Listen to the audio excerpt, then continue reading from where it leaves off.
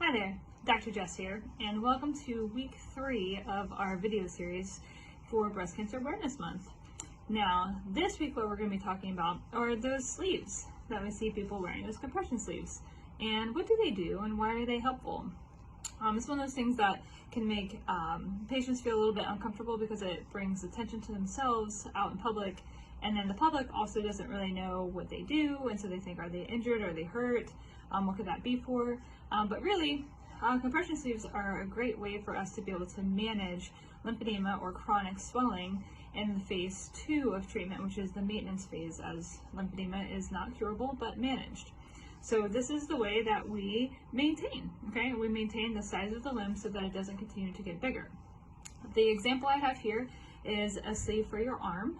We do have sleeves that are for legs, different sizes. Sometimes it's for the abdomen, head, and face. It just depends on the area that's involved.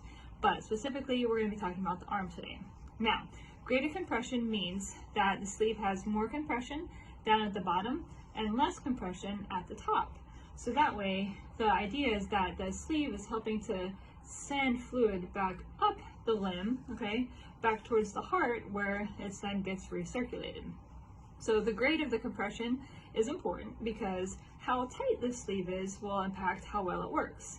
And so the tighter the sleeve, the better it works, but we also don't want it so tight that it creates a tourniquet and then blocks blood flow. So there are specific rhymes and reasons for why we use the different amounts of compression, how the sleeve is fit. It's not a one size fits all. Sleeves are different lengths, different diameters, and it all depends on the size of the individual's arm and the stage of the lymphedema and how much compression we really do need in order to manage what is going on. So the way we put a sleeve on, which you might find a little bit interesting, is we kind of turn it inside out, because this is where the sleeve is the tightest, and then if we look up at the top, this is where the sleeve is the loosest. I don't know if you can kind of tell, but that's that grade that we're talking about.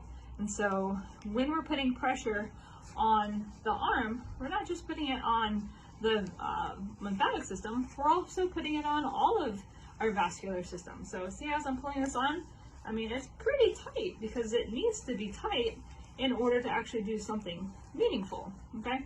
So we kind of get that sleeve on. This sleeve is a little bit big for me, so see how it's too big. It's not fit for me specifically, but it's a way for me to kind of demonstrate what it is that these sleeves do.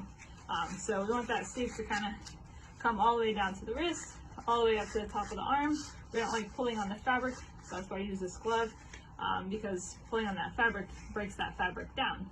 So now that I have this on, this sleeve is helping my veins, my arteries, and my lymphatic system pump the fluid up this arm all the way back to my heart.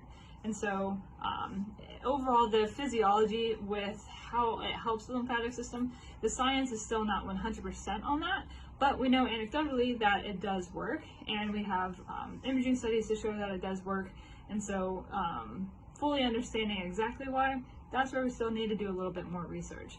Sometimes you'll see somebody wearing a glove as well if the swelling goes down into the hand, and that would have the same concept as it's graded. So more compression, a little bit lower, less, and then we would blend that in to the forearm and then up the arm.